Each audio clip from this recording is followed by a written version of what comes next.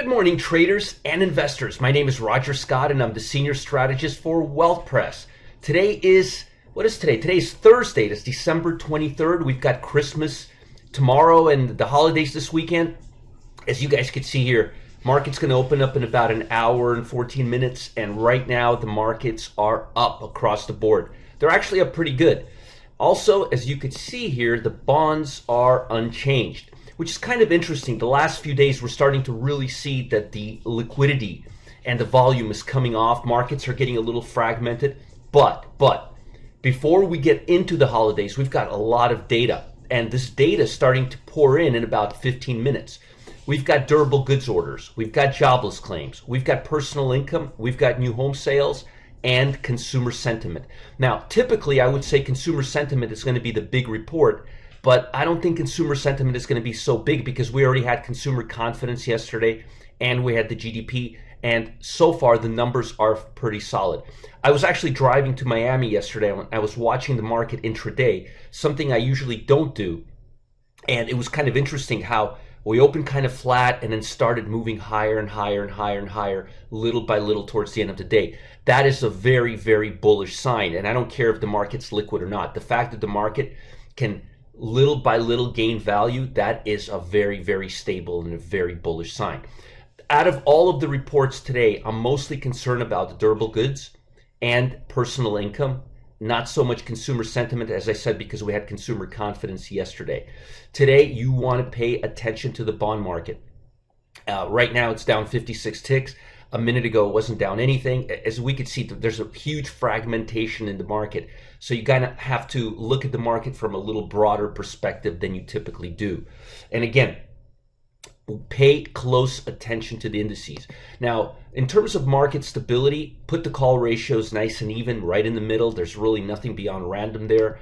Volatility is pointing down. We're already at 18. So markets are bullish. And the best part is, this is what I've been talking about. I've been talking about percentage of stocks trading above the 50-day moving average. And as you can see here, we're looking at, this is any stock priced above $2. So it's all the stocks. This is as broad as we can go. And if you look at a 3-year level, we're coming off of these lows. And let me just put this a little higher up here. So you can see here, we key off levels of about 25%. That's bearish. This doesn't take into account COVID right here. This is the COVID crash. But again, 5 years, look, we bottom out around these levels. We bottom out around these levels. We're bottoming out right now around these levels. And if you look at it on a shorter term basis, let's say on a daily basis, you will see exactly the same thing. You will see that we're bottoming out near these levels. I just kind of want to go a little further back and show you these levels right here. We tend to bottom out around 25th percentile. Sometimes we don't, but even the times we don't, it tends to be very quick. And these are pretty much crashes when we go, not crashes, but mini crashes when we deviate. We don't deviate from those levels quite a bit. Let me go again to a 5 years. So you can see it only happened twice in 5 years.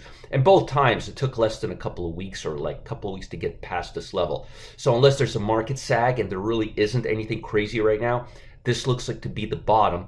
And that will reflect itself in the Dow Jones, which is right now, let's take a look at the major indices. I don't know why I'm looking at Dominion, sorry. Let's take a look at the Dow. So let's change the template here. And you can see here, we bounced off of the 200-day pretty hard.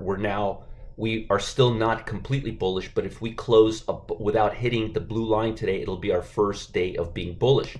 The SPY, on the other hand, I like quite a bit more. It's a little stronger, and it already has a full clearance right here. This is a first day of clearance. I think today we'll have a second day of clearance, which makes me actually kind of bullish on the SPY. Now, today is Thursday, and we're going into a major holiday weekend. And today I'm supposed to give you guys the top ETF and the top option. I'm going to keep it really simple. I'm actually loving the SPY right now. If we can get past this level right here, this 472 level or 4720 level, if you're looking at the big S&P 500, I think we can rally pretty well. And if you're going to be buying an option, I really like the SPY right here. I think we may have a nice rally going into 2022. I would go all the way. I would go to the monthly, to the March 18th expiration. You've got 85 days left. and I would probably go for the 870, somewhere around here, 870 to 873. These are really liquid options. I mean, really, really liquid options.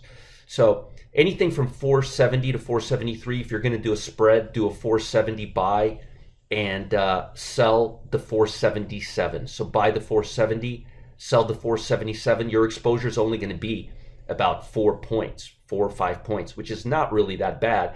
And you'll have an upside of 7 points. That's pretty good. I mean, 4 points downside, 7 points upside. And again, you've got a lot of time, and the market doesn't really have to go up all that much. We only have to go up less than 10 points, about 7, 8 points to generate this profit before the end of the month. Now, as far as sectors you need to pay attention to, let's go to, 1 second here. I'm just hitting buttons left and right today, aren't I? All right. Again, basics, back to basics. Notice consumer staples, electric power, ETF utilities, gas distribution, utilities, real estate, insurance, utilities, building, cement, products, basic materials, large cap pharma. That's 1 month. Let's look and see if the last 5 days have changed things. You've got, notice the last 5 days, we've been having news that this COVID variant isn't going to be that bad. So you'll notice more of the getting out stocks have been doing well. For example, MGM, which we hold, hotels have been doing really, really well. Steel producers, leisure, recreational services, people going out, Las Vegas stocks. But notice things are getting a little bit better. Oil is still doing well. We're still sort of defensive, but not as bad. If you look at the most downside, you will see that leisure recreation was also down. But remember, this is over 5 days. This is over 5 days. So consumer discretionary starting to come back in the last 5 days. I'm kind of seeing a little bit of everything, a broad market, not a melt up, but a broad market rally. And the fact that we're moving higher slowly is a really good sign versus just those really quick volatility, sporadic volatility. So between now and the end of the year, please, please, please stay out of trouble. Low volatility. Don't get into too many positions. We have some good positions right now that we're holding, including short bond positions that I'm liking quite a bit. I think today's data is going to be on the positive end of things. I think the Omicron is really what's driving things right now, and that's what we need to pay attention to. As far as important levels on the SPY, let me give you again some important levels that you need to pay attention to. And I like the fact that we've been closing near the top of the range as well. So as far as the SPY, you want to pay attention to 472 to the upside and 461 on the downside. On the QQQ, you want to pay real close attention to this line right here, to the 398-ish level, let's say. 398, maybe even 399. You know what? Why don't we make an even 400? 400 to the upside and to the downside 388. How about that? 400 to the upside, 388. If we break 400, we're in good shape on the QQQ. If we break below 390, 388, 389-ish, we're not in such a good shape. If we go back down here, that is what I am thinking right now.